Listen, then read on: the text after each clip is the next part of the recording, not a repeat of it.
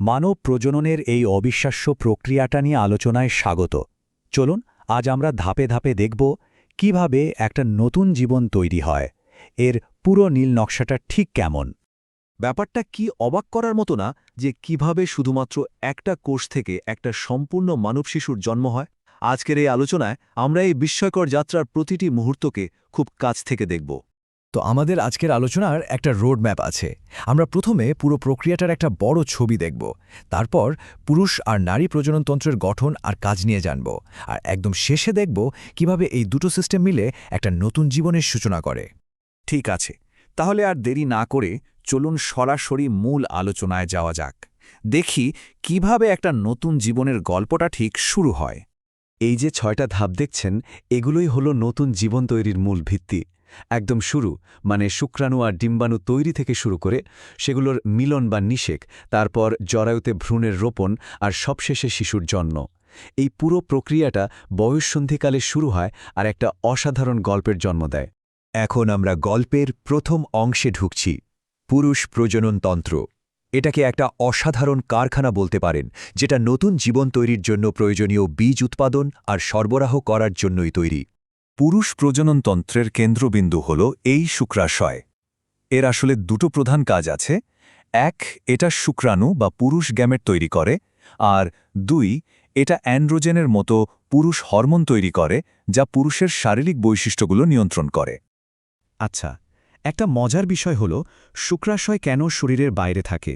কারণটা হল শুক্রাণু তৈরির জন্য শরীরের যে স্বাভাবিক তাপমাত্রা তার চেয়ে একটু ঠান্ডা পরিবেশ দরকার হয়, প্রায় ধরুন 2 থেকে 2.5 ডিগ্রি সেলসিয়াস কম। এই বিশেষ তাপমাত্রায় শুক্রাণুর সঠিক বিকাশের জন্য একেবারে জরুরি। প্রত্যেকটা শুক্রাশয়কে একটা ছোট কারখানার মতো ভাবা যেতে পারে। এর ভেতরে প্রায় 250টার মতো আলাদা ঘর বা লোবিউল থাকে। এই ঘরগুলোর ভেতরেই থাকে খুব সূক্ষ্ম প্যাঁচানো কিছু নল, যেগুলোকে বলে সেমিনিফেরাস টিউবিউল। এখানে আসলে শুক্রাণু তৈরি হয়। এছাড়াও লিডিক কোষ আর সার্টলি কোষের মতো সাহায্যকারী কোষও থাকে, যারা হরমোন তৈরি আর শুক্রাণুকে পুষ্টি যোগাতে সাহায্য করে। একটা শুক্রাণুর জীবনযাত্রা কিন্তু বেশ রোমাঞ্চকর। এটা সেমিনিফেরাস টিউবিউলে তৈরি হওয়ার পর একটা লম্বা আর জটিল পথ পাড়ি দেয়। এই পথেই সে পরিপক্ক হয়, শক্তি জমায় আর সবশেষে মূত্রনালীর মাধ্যমে শরীর থেকে বের হওয়ার জন্য তৈরি হয়। শুক্রাণুরা কিন্তু এই লম্বা যাত্রায় একা থাকে না। তাদের সঙ্গী হয় সেমিনাল প্লাজমা, যেটা একটা বিশেষ তরল।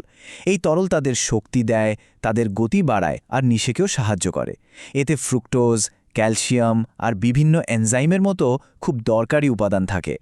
চলুন এবার আমরা গল্পের দ্বিতীয় অংশে যাই, আর সেটা হলো নারী প্রজননতন্ত্র। এই সিস্টেমটা শুধু ডিম্বাণুই তৈরি করে না, বরং একটা নতুন জীবনকে 9 মাস ধরে আশ্রয় দেয় এবং তাকে লালন পালন করে। পুরুষদের শুক্রাশয়ের মতোই নারীদের ক্ষেত্রে ডিম্বাশয় হল প্রধান প্রজনন অঙ্গ। এর কাজ হল ডিম্বাণু বা নারী গ্যামেট তৈরি করা এবং ইস্ট্রোজেন ও প্রোজেস্টেরনের মতো খুব গুরুত্বপূর্ণ কিছু হরমোন নিঃসরণ করা। এই হরমোনগুলোই মাসিক চক্র আর গর্ভাবস্থা নিয়ন্ত্রণে সাহায্য করে। এখানে একটা দারুণ পার্থক্য আছে কিন্তু। পুরুষদের ক্ষেত্রে শুক্রাণু উৎপাদন একটা টানা প্রক্রিয়া, যেটা প্রায় সারা জীবন ধরেই চলতে পারে।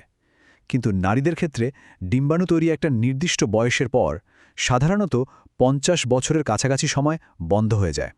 ফ্যালোপিয়ান টিউবকে শুধু একটা সাধারণ নল ভাবলে কিন্তু হবে না।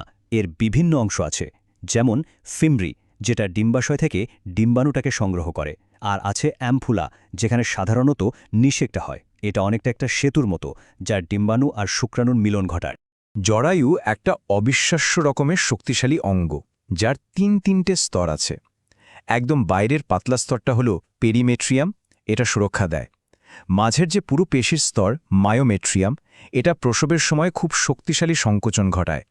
আর ভেতরের স্তর এন্ডোমেট্রিয়াম, এখানেই নিষিক্ত ডিম্বাণুটা এসে আশ্রয় নেয় আর ভ্রূণের বিকাশ হয়। তো এতক্ষণ আমরা পুরুষ আর নারী প্রজননতন্ত্র সম্পর্কে আলাদা করে জানলাম। এবার সবচেয়ে রোমাঞ্চকর অংশে আসা যাক, কিভাবে এই দুটো সিস্টেম একসাথে কাজ করে একটা নতুন জীবনের সূচনা করে। নিষেকের পর প্রথম সপ্তাহটা একটা মহাকাব্যিক যাত্রার মতো। ভাবুন, একটা মাত্র কোষ বা জাইগোট থেকে শুরু করে সেটা খুব দ্রুত ভাগ হতে হতে একটা কোষের বল বা ব্লাস্টোসিস্টে পরিণত হয়, আর শেষে গিয়ে জরায়ুর দেয়ালে নিজেকে গেঁথে ফেলে। এই ঘটনাটাকেই বলে ইমপ্লান্টেশন, যা গর্ভাবস্থার আনুষ্ঠানিক শুরু। ইমপ্লান্টেশন হয়ে যাওয়ার পর শুরু হয় 9 মাস ধরে চলা এক অসাধারণ বিকাশের অধ্যায়, যা শেষ হয় একটা নতুন জীবনের আগমনের মধ্যে দিয়ে। গর্ভধারণ বা জেস্টেশন, সোজা কথায় বলতে গেলে এটা হলো জরায়ুর ভেতরে ভ্রূণের বেড়ে ওঠার সময়কাল। মানুষের ক্ষেত্রে এটা প্রায় 9 মাস ধরে চলে। এই সময়টাতেই একটা কোষ থেকে একটা সম্পূর্ণ শিশু তৈরি হয়।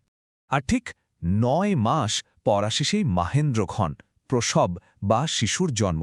এই পুরো প্রক্রিয়াটা চালিত হয় জরায়ুর মায়োমেট্রিয়াম স্তরের শক্তিশালী সংকোচনের মাধ্যমে, যার কথা আমরা একটু আগেই আলোচনা করেছি। এই সংকোচনই একটা নতুন জীবনকে পৃথিবীতে নিয়ে আসে। ভাবা যায় দুটো ক্ষুদ্র কোষ থেকে একটা সম্পূর্ণ মানব শিশু তৈরি। এই অবিশ্বাস্য যাত্রাটা জীবনের ধারাবাহিকতার এক অসাধারণ উদাহরণ। এটা আমাদের ভাবতে বাধ্য করে যে জীবন আসলে কতটা বিস্ময়কর আর জটিল। এই পুরো প্রক্রিয়াটাই প্রকৃতির এক অনবদ্য সৃষ্টি।